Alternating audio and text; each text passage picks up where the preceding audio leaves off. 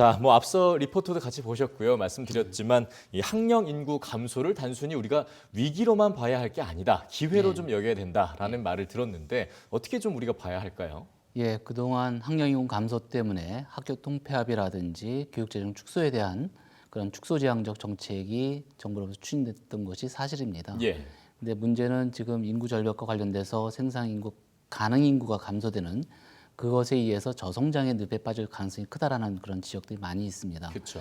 그렇다면은 생산 가능 인구 감소라고 하는 양적 이 지표에 대한 축소 이 부분을 극복하기 위해서는 이 질에 대한 요인을 우리가 극복을 해야 됩니다. 그래서 노동의 질을 높일 수 있는 그래서 생산 가능 인구의 감소를 극복하기 위한 노동의 질을 높일 수 있는 방법이 모색돼야 되는데 예. 그 핵심이 교육 투자를 통해서 양질의 이 노동 생산성을 높일 수 있는 전략이 필요하다고 봅니다.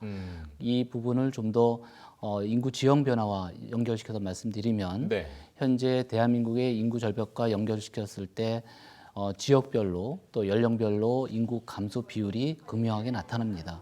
특히 연령별을 본다면 2017년 현재 이 소비와 생산이 가장 높은 25세에서 49세까지 52% 정도 비율을 차지하고 있지만 2067년 50년 이후에는 5%, 6%가 빠지는 46%로 축소가 됩니다. 예. 그 얘기는 뭐냐면 양적으로 이제 생산 가능 인구가 축소된다는 얘기인데 그렇죠. 그렇다면 이걸 극복하려면은 양질의 혹은 이 노동성이 높은 그러한 인재들이 필요한데 그 부분에서 교육 투자가 양질의 노동 인력을 양산할 수 있는 핵심 기제이기 때문에 투자가 필요하다 그런 말씀을 좀 드리고요. 예. 또 하나는 지역별 그 인구 비율의 감소 부분입니다. 이 부분은 합계 이 출산율은 농산호출이 더 높지만 실적으로 교육과 문화 여러 가지 요인 때문에 학령 인구가 대도시하고 수도권으로 지금 이동하고 이런 그런 추세가 굉장히 급하게 네, 편중되고 진행되고 있죠. 있습니다. 그래서 네. 국가 균형 발전을 위해서도 교육 투자는 반드시 필요하다. 그래서 일부에서는 이제 학령 인구 감소 때문에 교육 재정을 축소하자 그런 얘기를 많이 하지만 그건 형식의 논리고요. 지금 말씀드렸듯이 이 미래 성장 동력을 위해서는 특히 생산 인구 감소에 대한 질적인 도약을 위해서는 교육을 통해서 양질의 교육 노동자들을 우리가 이 노동 생산성 인구를 향상시키는 그런 전략으로 공격적으로 대응해야 된다 그런 입장을 말씀드리겠습니다. 네, 그렇게 우리가 더 키워내려면 정리를 해보면 좀 더 교육을 적극적이고 전략적으로 해야 한다라는 네. 얘기라고 볼 수 있을 예. 텐데요. 그러면 우리 정부가 그동안 이제 교육 당국이 이 대응을 좀 적절하게 해왔다고 좀 볼 수 있을까요? 예, 사실 이제 먼저 말씀드렸듯이 학교 통폐합 정책이 이제 주류를 이뤘습니다. 예. 1982년 이후부터 5천 개 정도의 학교 통폐합이 이루어졌는데 인구 감소 때문에 학령 인구 감소 때문에 이제 그런 정책이 추진됐는데 그 결과가 지금 수도권 혹은 대도시로 이동하는 현상을 통해서 이 지역 소멸 현상이 굉장히 심각하게 전개되고 있고요. 그와 더불어 사회적 자본에 대한 축소 부분이 앞으로 지속 가능한 성장을 위한 장애물로 지금 작동하고 있습니다. 그래서 네. 앞으로 이런 축소 지향적 정책이 아니라 국가 균형 발전뿐만 아니라 이 노동 생산성을 높일 수 있는 교육 투자 확대 방안을 통해서 지역을 살릴 수 있는 그 빅 프로젝트가 필요하다. 그래서 저는 자생마을과 같은 교육과 문화와 경제가 함께 성장할 수 있는 상생 발전할 수 있는 자생마을 프로젝트와 같은 이 교육청과 지자체가 연합해서 빅 프로젝트를 통해서 국가 발전, 교육 발전, 동시 발전을 위한 추진 전략이 필요하다 그렇게 생각을 합니다. 네, 자생마을 프로젝트가 좀 어떤 건지 조금 더 상세하게 좀 알 수 있을까요?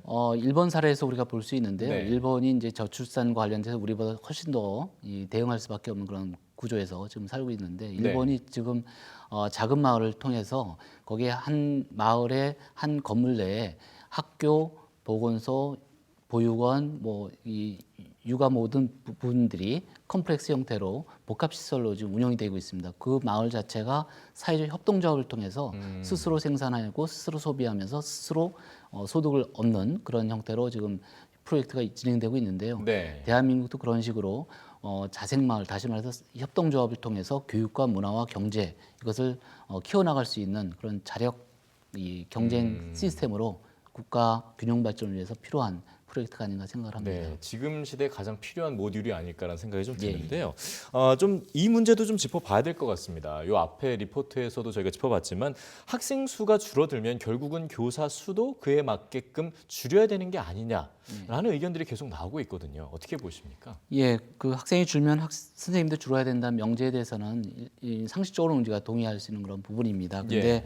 좀 더 다른 관점에서 본다면 우리가 4차 산업혁명 얘기하고 초연결 사회라고 하는 시대 격변기를 맞이했을 때 네. 선생님들의 역할이 굉장히 다변화되고 특히 SNS 역량 능력이라든지 공감 능력, 그 협업 능력, 그러니까 단순하게 지식을 전달하는 선생님의 역할이 아니라 더 중요한 건 선생님들의 전문성이라고 한다면 지식 전달 플러스 학생들과 공감하면서 학생들을 이끌어 나가는 그런 공감 능력이 필요합니다. 예. 특히 4차 산업혁명을 통해서 우리가 알 수 있는 것은 뭐 유튜브라든지 SNS를 통해서 새롭게 지식을 접근할 수 있는 그런 학생들이 늘어남에 따라서 선생님들의 새로운 지식이 좀 필요합니다.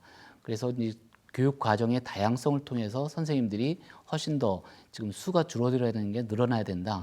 그 고교 학점제가 그런 맥락에서 지금 현 정부가 추진하는 하나의 정책 중에 하나인데요. 네. 고교 학점제 연구 그 학교를 대상으로 볼 때 선생님들이 향후 고교 학점제와 같이 교육 과정을 다양화시킨다면은 선생님들이 교과목 수가 한 0.5 증가가 될 가능성이 높고요. 네. 그에 따라서 수업 준비 시간이 3.6시간 높아집니다. 그래서 학생 수가 줄어서 선생님을 줄이는 게 아니라 선생님들의 역할이 더 다변화되고 훨씬 더 역량이 필요하기 때문에 오히려 선생님들을 늘려야 되는 그런 교육적 가치에 의해서 늘려야 되는 그런 상황이 전개가 되고 있다. 그런 말씀 좀 드리고 싶습니다. 시대에 맞게 좀 교육의 질을 높이려면 그런 것들이 필요하겠군요. 예, 예. 최근에 이제 교육부하고 교육청 그리고 한국교육개발원이 이제 함께 인구 감소 대응 협의체를 구성했습니다. 예, 예. 어떤 역할을 하게 되는지가 좀 궁금한데요. 인구 절벽과 관련돼서 저출산 위원회 국가 의제로서 이 중앙 정부에서 이제 추진했던 것은 지난 참여정부부터 이제 시작을 했었지만요. 예.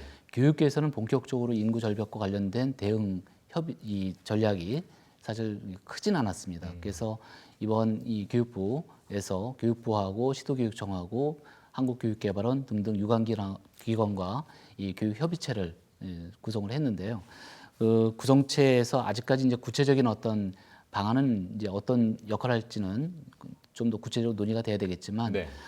향후 지금 말씀드렸듯이 인구 감소에 대한 학교 교육의 현황을 좀 더 정확히 진단을 하고 그에 따라서 학교 교육의 변화의 패러다임에 대해서 새로운 학력관이라든지 새로운 인재상이라든지 또 인구 절벽과 관련돼서 새롭게 학교가 축소될 수밖에 없다면 그에 걸맞는 교육과정이라든지 교사학습 방법이라든지 평가 패러다임이라든지 이런 혁신적 대안에 대해서 이 혁신위원회를 통해서 우리가 논의될 수밖에 없고요. 네. 특히 혁신위원회에서 이제 저는 방점을 둬야 될 게 아까 모두에 말씀드렸듯이 생산 가능 인구 감소에 대해서 질적으로 노동의 생산성을 높이려면은 무엇보다 대학 개혁에 대한 부분이 굉장히 시급하게 필요합니다. 예. 그래서 지금 대학 개혁에 대한 이 정부의 의지도 있지만 본격적으로 인구 감소에 대비해서 가장 필요한 것이 노동의 질 제고를 위해서 생산성 제고를 위해서 교육 투자 중에서도 대학 투자 이 부분이 굉장히 필요하다. 무엇보다도 이 국가 경쟁력 차원에서 본다면 국가 규모가 세계에서 지금 12위권이라고 보통 얘기합니다. 근데 교육 여건이라든지 또 교육 투자에 대한 부분은 세계 28위권밖에 안 되거든요. 예. 국가 경제에 걸맞는 교육 투자를 통해서 미래를 대비하자. 그래서 특히 도전 위기 요일이라고 할 수 있는 인구 감소에 대해서 정부가 적극 나서서 교육 투자와 동시에 새로운 교육 패러다임을 모색하는 그런 협의체. 그래서 이번 협의체가 시도교육청뿐만 아니라 교육부, 당연히 연구기관과 합심해서 이 공동체를 만든 것은 굉장히 시의적절하고 앞으로 할 일이 굉장히 많아질 것이다. 저는 그렇게 생각하고 기대도 하고 있습니다. 네, 잘 들었습니다. 사실 이제 학령 인구 감소 문제는 정말 우리가 그 어떤 문제보다 좀 심각하게 받아들여야 할 문제입니다. 이에 대해서 사실 아까 기회와 도전의 이제 판이라고 얘기를 해주셨는데 그 역할을 좀 이 한국교육개발원도 함께 좀 민첩하게 또 진심을 다해서 앞으로도 잘 이끌어 주시길 부탁드리겠습니다. 노력하겠습니다. 말씀 잘 들었습니다. 감사합니다. 네.